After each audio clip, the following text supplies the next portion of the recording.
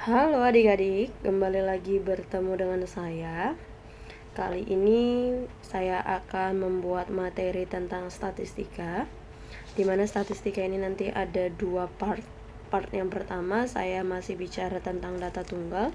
Nanti part yang kedua saya baru masuk ke data majemuk.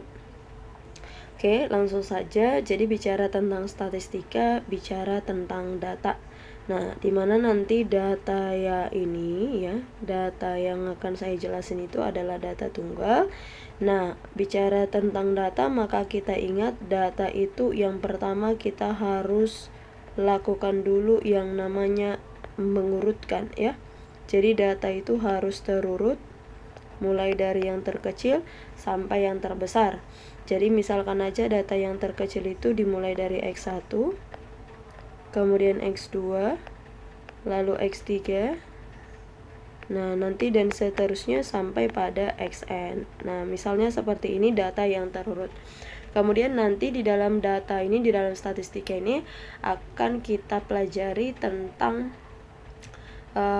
ukuran ya, pengukuran data, dimana nanti pengukuran data ini terbagi menjadi dua. Ada namanya data pemusatan dan ada juga yang namanya data persebaran. Jadi saya mulai yang pertama mengenai data pemusatan terlebih dahulu.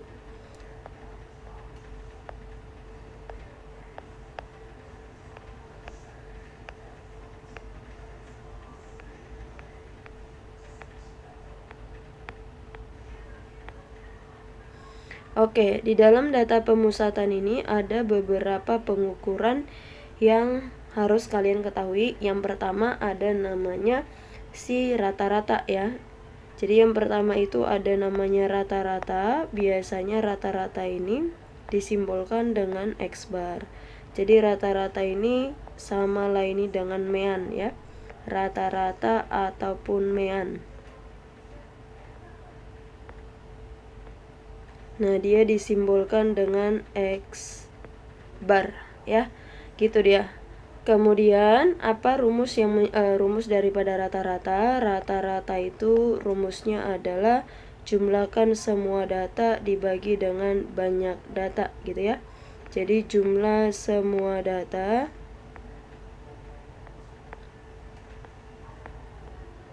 lalu dibagikan dengan banyak data. Nah, inilah rumus yang namanya rata-rata.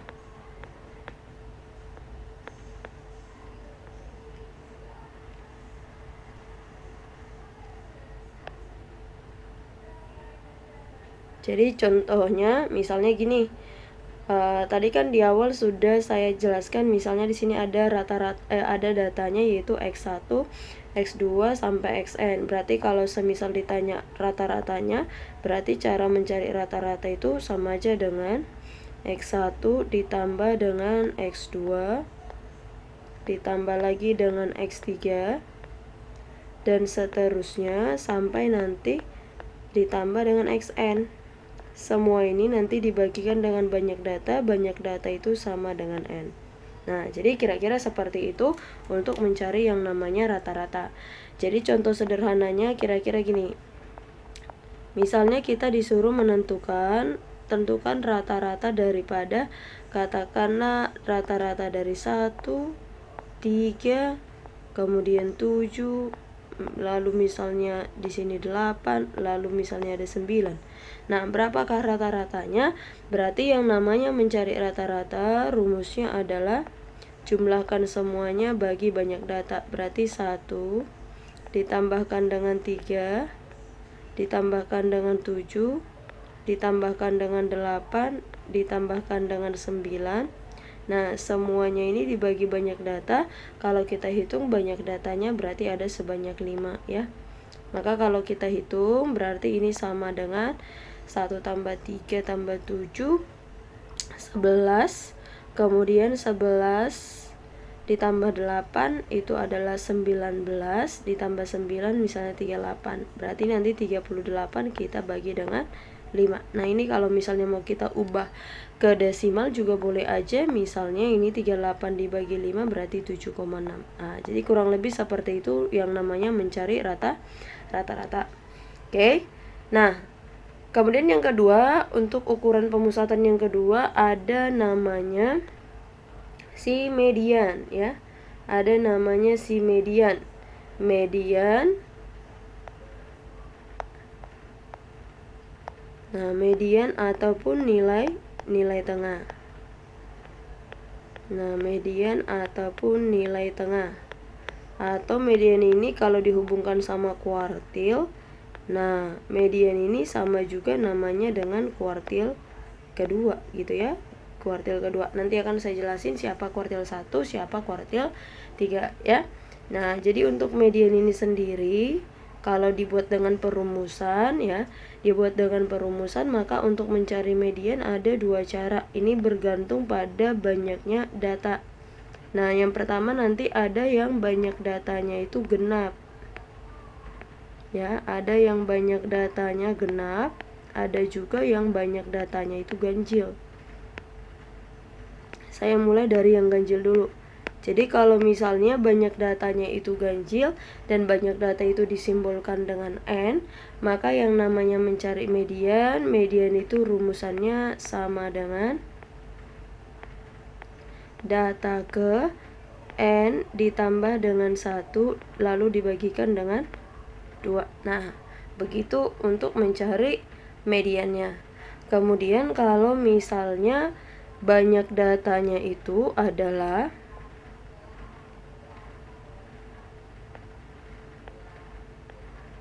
misalnya banyak datanya itu genap,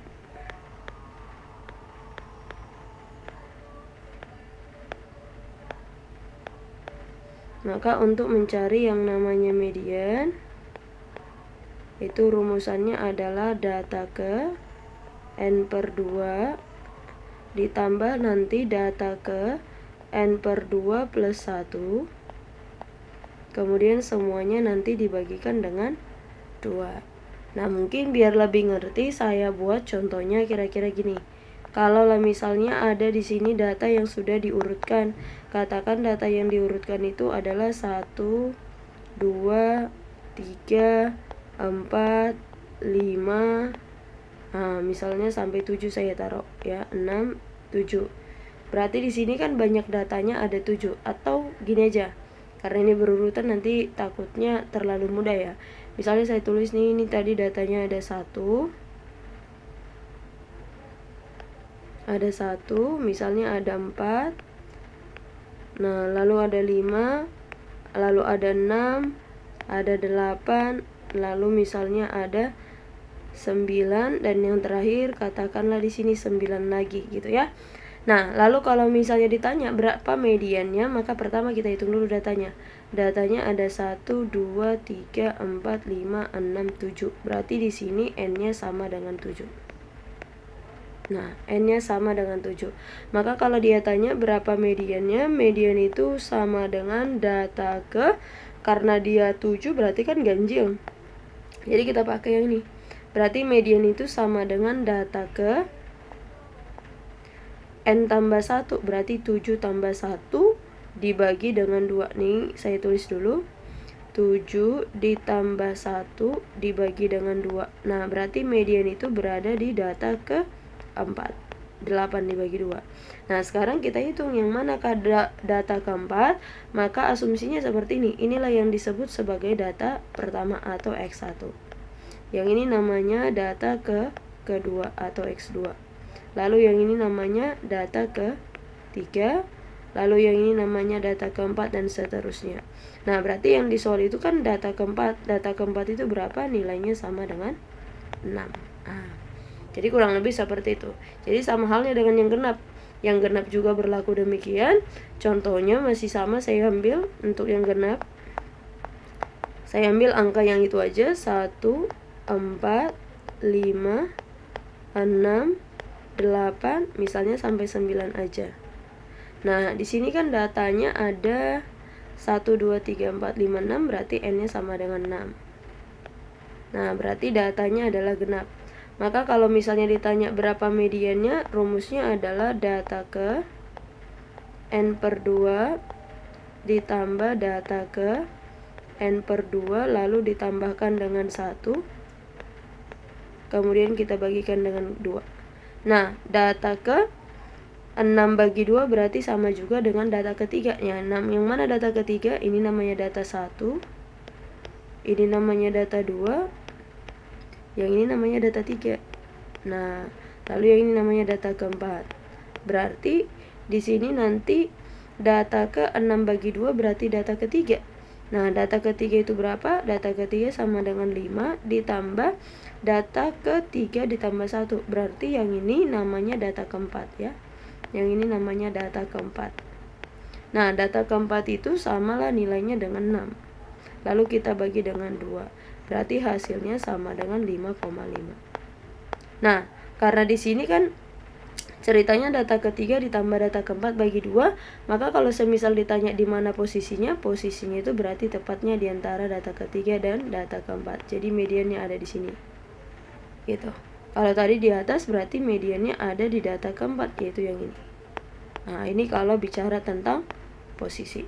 Gitu ya. Nah, itu untuk median. Mungkin sekali jalan aja. Jadi di dalam median ini ada juga yang disebut dengan kuartil ya. Ada yang disebut dengan kuartil. Biasanya kuartil ini disimbolkan dengan QI ya. Kuartil disimbolkan dengan QI, di mana I-nya itu dimulai dari 1, 2, dan 3. Berarti kalau kita gantikan ada Q1, ada Q2, ada Q3. Jadi ilustrasinya kalau saya tuliskan begini, ini ceritanya datanya sudah kita urut dari yang paling kecil sampai paling besar. Berarti inilah yang namanya data terkecil atau X-min. Nah, ini namanya data terbesar atau saya buat di sini namanya X-max. Jadi kalau kita mau menentukan Q1, Q2, Q3, terlebih dahulu kita tentukan dulu yang namanya tengah-tengahnya atau mediannya atau Q2-nya gitu ya. Jadi kita cari dulu Q2-nya, di mana Q2 itu berada tepat di tengah-tengah data terkecil sampai data terbesar. Nah, anggap aja misalnya Q2-nya di sini. Nah, yang ini Q2. Nah, nanti di mana posisinya Q1? Berarti Q1 itu berada di antara data yang terkecil sampai data terkecil sampai data kedua atau si median gitu.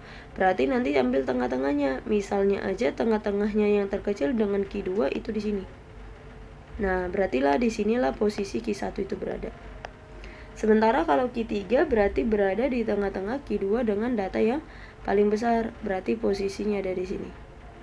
Nah, inilah namanya Q3.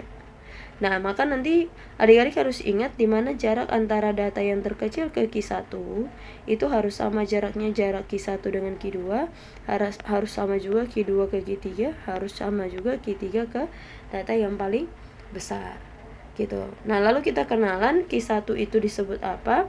Q1 ini disebutlah dengan kuartil bawah ya. Ini disebut dengan kuartil bawah.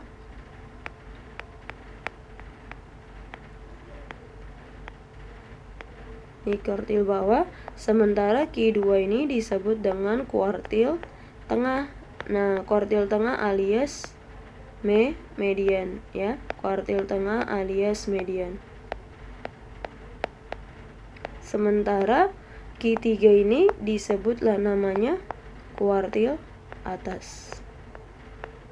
Nah, ini dia untuk si kuartil. Jadi kuartil ada 3. Nah, untuk contohnya mungkin saya buat gini. Misalnya ada data yang sudah diurutkan. Katakanlah datanya itu katakanlah 2, 3, 5, 6, 7, 9, 10, 12, kemudian 13. Nah, kalau misalnya dia suruh tentukanlah di mana Q1, Q2, Q3, maka seperti yang saya sebutkan tadi, tentukan dulu yang namanya nilai tengahnya terlebih dahulu. Menentukan nilai tengah boleh gunakan rumus yang sudah saya ajarin sebelumnya, tapi boleh juga seperti ini. Kalau saya langsung triknya gini. Hitung aja berapa banyak datanya. Berarti banyak datanya 1, 2, 3, 4, 5, 6, 7, 8, 9. Berarti kan di sini ceritanya n-nya sama dengan 9 ya.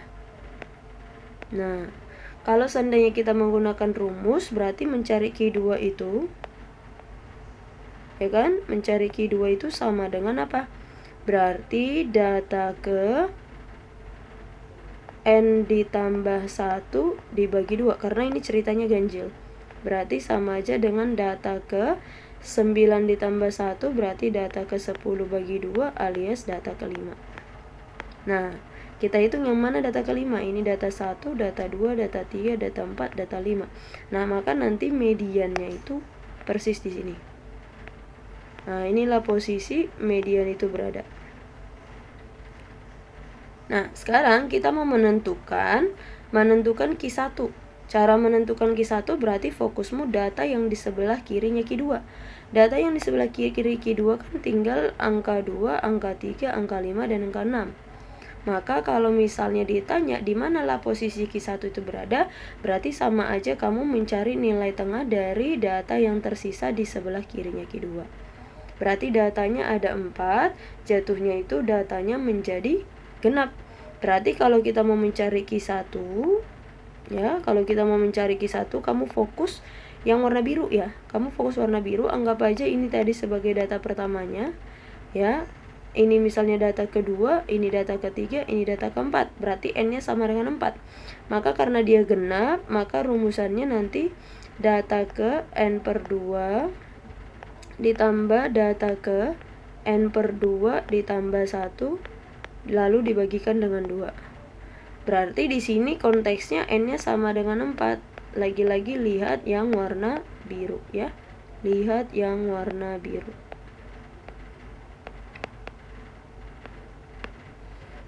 Oke. Nah, berarti nanti ini sama aja dengan data ke 2 ditambah data ke 3 lalu dibagikan dengan 2. Nah, data kedua itu berapa? Data kedua itu berarti 3. Kemudian data ketiga itu berarti 5.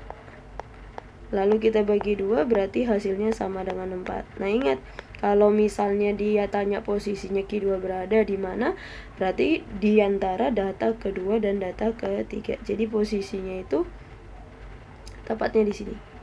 Nah, disinilah posisi Q1 itu berada. Nah, sekarang kalau ditanya posisi Q3, berarti Q3 fokusmu sekarang yang warna kuning.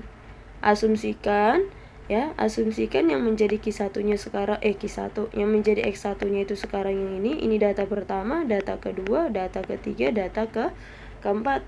Berarti lagi-lagi datanya itu sama dengan 4. Nah, maka untuk menentukan Q3 rumusnya sama.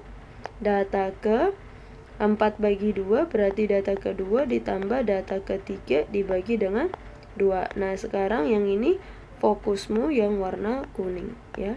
Ini fokusmu yang warna kuning. Nah, kita lihat yang warna kuning data keduanya berarti 10. Kemudian data ketiganya itu adalah 12.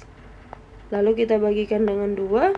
Nah, ini nilainya sama dengan 11. Lalu kalau ditanya di mana posisinya itu berarti berada di antara data kedua dengan data ketiga.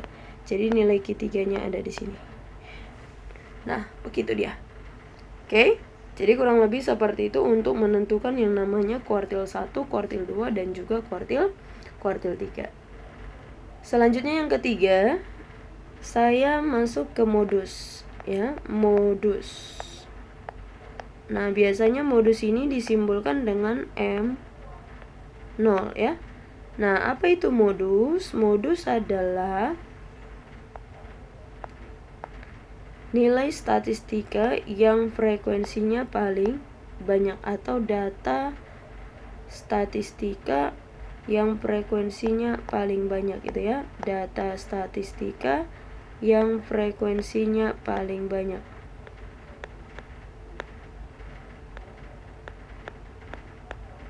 Frekuensinya terbanyak ya, yang frekuensinya terbanyak. Kalau dikatakan terbanyak berarti harus yang paling banyak. Nah, contoh di sini saya berikan ada 3 contoh. Contoh yang pertama misal ada data 1, 1, 2, 3, 3, 4, 5. Kemudian saya beri lagi misalnya ada 1, 2, 3, 4, 5.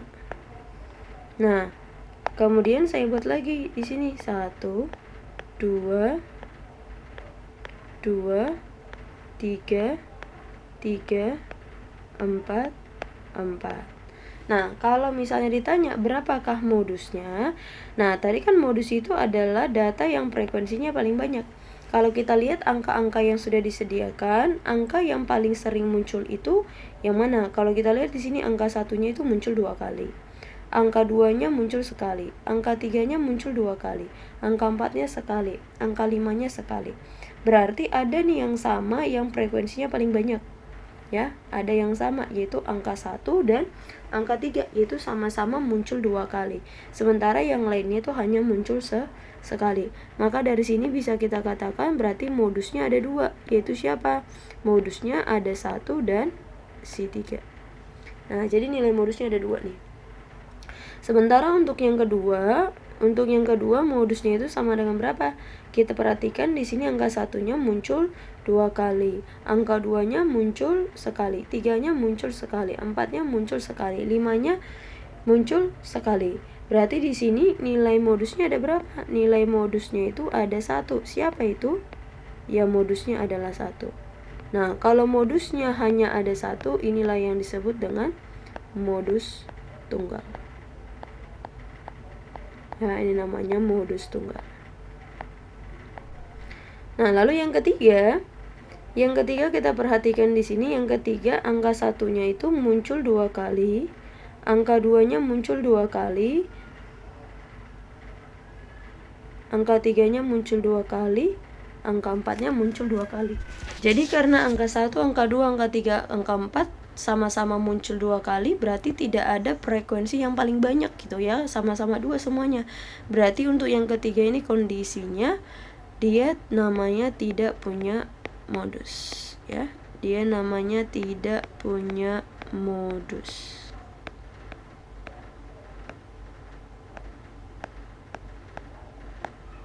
Nah, itu dia untuk bicara tentang si modus. Jadi nggak sulit ya. Oke, jadi kurang lebih seperti itu. Itulah namanya ukuran pemusatan data. Nah, sekarang berikutnya saya masuk yang kedua.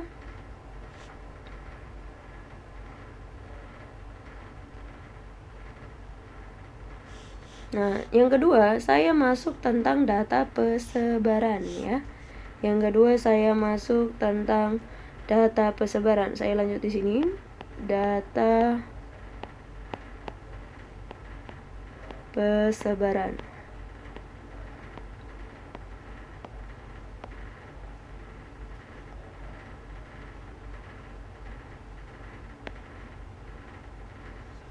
Nah, kalau misalnya bicara tentang data persebaran, siapa-siapa aja itu data persebaran, berarti lain daripada yang 3 yang saya sebutkan tadi, yaitu rata-rata, modus, sama rata-rata, modus, sama si median. Berarti sekarang siapa aja data persebaran? Yang pertama nanti kita bicara tentang jangkauan. Ya, kita bicara tentang jangkauan. Nah, jangkauan ini simbolnya adalah J ya. Nah, apa itu jangkauan? Jangkauan adalah selisih antara data yang terbesar dengan data yang terkecil. Berarti X max dikurangi dengan X min. Nah, itu dia rumus jangkauan. Nah, untuk jangkauan ini, mungkin contohnya saya buat aja seperti ini. Misalnya ada data 3, ini mau acak mau diurut nggak apa-apa, nggak ada masalah. Misalnya saya buat 6, ini 8, yang ini 12, kemudian misalnya di sana 15 gitu ya. Nah, di sini kan ngacak. Pertanyaannya, harus diurut nggak? Nah, untuk khusus jangkauan mau diurut atau tidak urut pun tidak jadi masalah. Nah, pertanyaan bagaimana cara mencari jangkauan? Berarti fokusmu adalah data yang paling besar dengan data yang paling kecil. Yang paling besar itu berarti 15. Inilah namanya X-max-nya. Lalu kita fokus yang paling kecil. Yang mana paling kecil? Ternyata 3. Nah, inilah namanya X-min. Jadi jangkauan itu adalah X-max kurang X-min. Berarti sama aja dengan 15 dikurangi dengan 3. Berarti jangkauannya hasilnya sama dengan 12. Itu dia untuk yang pertama. Kemudian yang kedua setelah jangkauan ada lagi namanya jangkauan antar kuartil. Jangkauan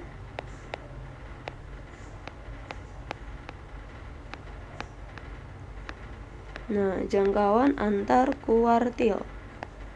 Ini nanti saya singkat namanya menjadi JAK ya. Nah, kalau tadi kan jangkauan itu selisih terbesar dengan terkecil.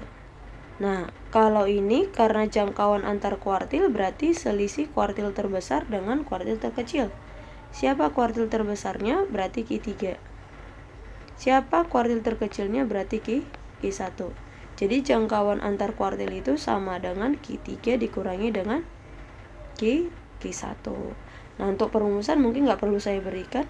Langsung aja cari nilai Q3, cari nilai Q1, langsung cari selisihnya. Oke, kemudian yang ketiga saya masuk ke simpangan antar kuartil ya.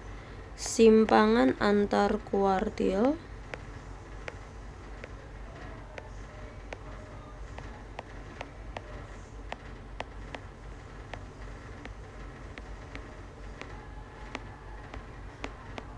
Nah, nanti simpangan antar kuartil ini saya singkat namanya dengan SAK ya.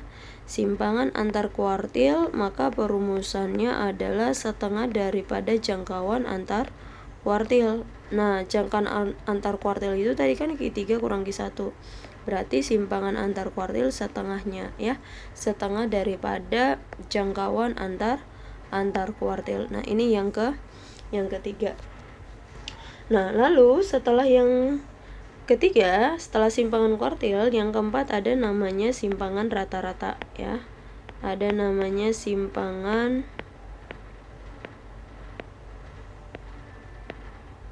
rata-rata.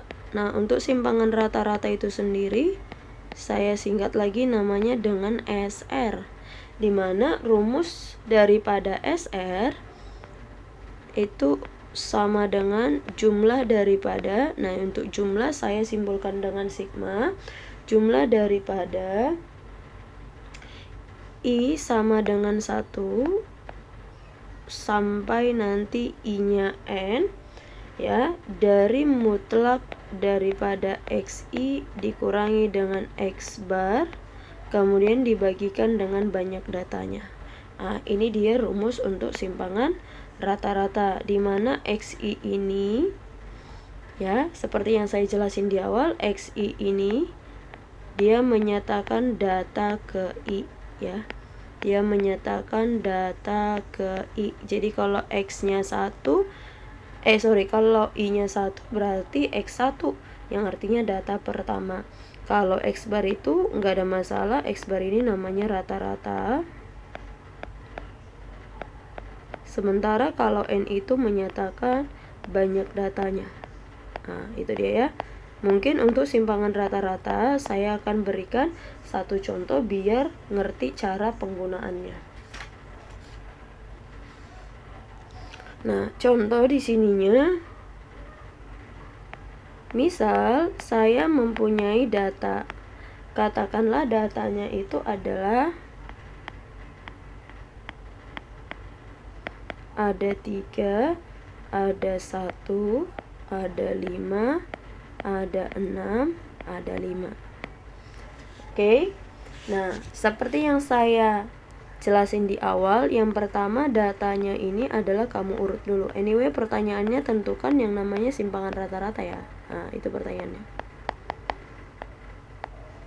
Jadi yang pertama data ini kita harus urut dulu yang terkecil, berarti dimulai dari 1 dulu, kemudian ke 3, lalu ke 5, lalu 5 lagi, lalu yang terakhir 6. Nah, yang namanya mencari simpangan rata-rata berarti kita butuh XI. XI-nya sudah ada. X1 itu berarti di sini X1-nya adalah 1. Nah, ini namanya X1. Nah, yang ini namanya X2. Terus yang ini namanya X3. Lalu di sini namanya X4 dan yang terakhir ini namanya X5 gitu. Kemudian yang kedua, selain datanya kita perlu yang namanya rata-rata. Jadi kita cari dulu rata-rata. Rata-rata itu sama dengan jumlahkan seluruh data. Berarti 1 tambah 3 ditambah dengan 5 ditambah lagi dengan 5 ditambah lagi dengan 6. Kemudian semuanya ini kita bagikan dengan 5. Nah, kalau misalnya kita hitung berarti rata-ratanya sama dengan 1 tambah 3 4 tambah 6 10, 10 tambah 10 20 bagi 5 berarti 4. Nah, jadi rata-ratanya sama dengan 4. Nah, pertanyaan berapakah simpangan rata-ratanya? Berarti simpangan rata-rata itu sama dengan mutlak daripada kita mulai dari X1-nya. X1-nya adalah 1 dikurangi X bar-nya berarti 4. Kemudian ditambahkan dengan yang kedua berarti 3 dikurangi dengan 4. Nah, kemudian yang ketiga itu sama dengan 5. Lalu dikurangi dengan 4. Lalu ditambahkan data keempat. Kebetulan data ketiga dengan data keempat itu sama, berarti ada 2 data yang sama. Jadi mungkin penulisannya boleh kita buat gini. Jadi 2 kali. Kalau misalnya nanti ada yang sama 5 kali berarti 5 kali. Kalau ada 10 kali berarti kali 10. Nah, gitu aja. Oke.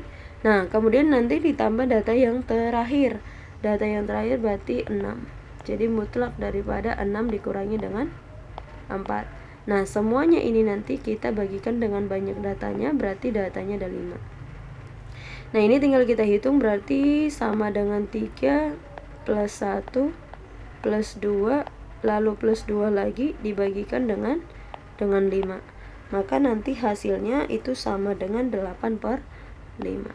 Nah, jadi kenapa dia 1 kurang 4 kan harusnya min 3. Nah, itu gunanya mutlak. Jadi mutlak itu artinya mempositifkan yang negatif.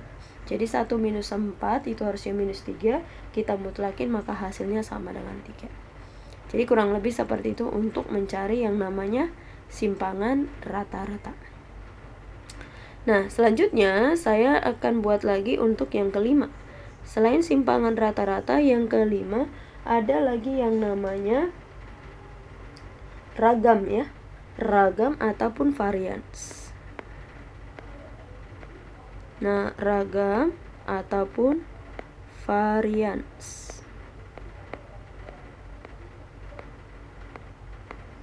Nah, ini boleh nulis R, boleh nulis var untuk simbolnya. Misalnya saya tulis ragam ataupun var ya.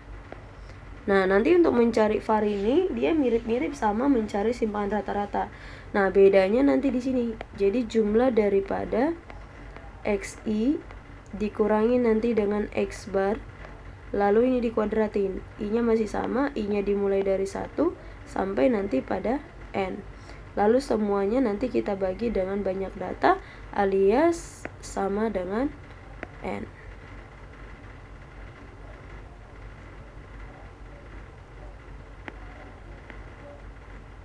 Nah, untuk contoh biar gampang aja saya masih pakai data yang di atas ya. Saya masih pakai data yang di atas, dimana tadi data yang di atas ini setelah diurutkan yaitu 1, 3, 5, 5, dan 6. Nah, tadi dari sini rata-ratanya sudah kita ketahui, rata-ratanya sama dengan 4 ya. Rata-ratanya adalah 4. Maka kalau kita mau mencari varians ya, kalau kita mau mencari varians berarti rumusannya adalah X1, XI, I-nya 1, X1 berarti 1 dikurangi rata-rata berarti 4, lalu kita kuadratin ditambah dengan 3 dikurangi dengan 4, lalu dikuadratin tambah lagi dengan 5 dikurangi dengan 4 dikuadratin. Nah, tadi karena ada data yang sama, boleh kita tuliskan kali 2 aja. Nah, lalu berikutnya nanti 6 dikurangi dengan 4 lalu dikuadratin. Semuanya ini kita bagi banyak data, berarti kita bagi 5. Nah, ini tinggal kita hitung hasilnya. 1 dikurangi 4 dikuadratin, berarti ini sama dengan 9. Ditambah 3 kurang 4 dikuadratin, berarti itu sama dengan 1. Ditambah dengan 2, lalu ditambahkan dengan 4. Nah, semuanya ini kita bagikan dengan 5. Maka kalau kita hitung, berarti variansnya adalah 16 per 5. Nah, gitu aja. Oke. Nah, lalu yang terakhir nanti yang ke-6. Ya, yang ke-6 itu ada namanya simpangan baku atau standar deviasi ya. Simpangan baku atau standar deviasi.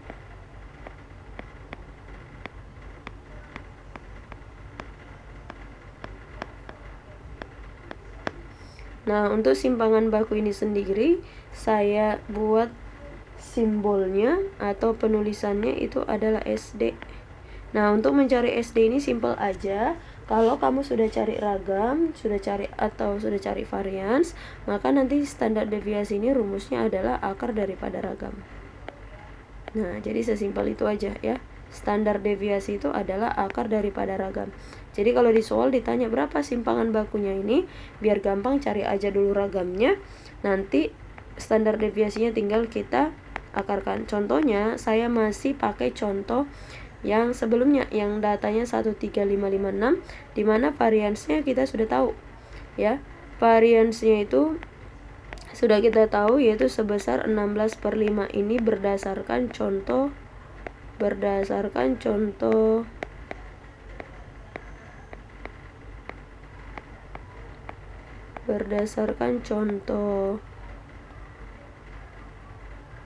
varians di atas ya, berdasarkan contoh varians yang di atas. Nah, maka nanti kalau misalnya ditanya berapa standar deviasinya, ya udah akar daripada si ragam tadi. Ya, akar daripada ragam berarti sama aja akar daripada 16 per 5. Nah, bagaimana cara mengakarkannya? Berarti cukup akarkan di sebelah atas, akarkan di bawah. Akar 16 itu berarti 4, akar 5 ya akar 5. Kalau misalnya nanti kamu tidak menemukan bentuk seperti ini di dalam soal, maka boleh dirasionalkan dengan cara kali akar sekawan. Berarti kali akar 5 per akar 5. Sehingga nanti hasilnya sama dengan 4 per 5 akar 5. Nah, jadi kurang lebih seperti itu. Oke, jadi kira-kira seperti itu tentang data pemusatan maupun data penyebaran ataupun pengukuran pada statistika ini. Oke. Nah, palingan nanti saya tambahkan mengenai data dekatrol ataupun rata-rata gabungan, mungkin akan saya buat di part yang kedua ya, biar lebih spesifik lagi. Jadi untuk part 1 ini sampai di sini aja dulu. Nanti jikalau ada yang mau ditanyakan, boleh ditanyakan kembali. Oke? Jadi semangat semuanya, teruslah berlatih, teruslah berulang, dan jangan lupa untuk menuliskan apa yang kamu dapat hari ini. Oke? Jadi sampai hari ini dulu pertemuan kita akan lanjutkan di part yang kedua. Bye bye.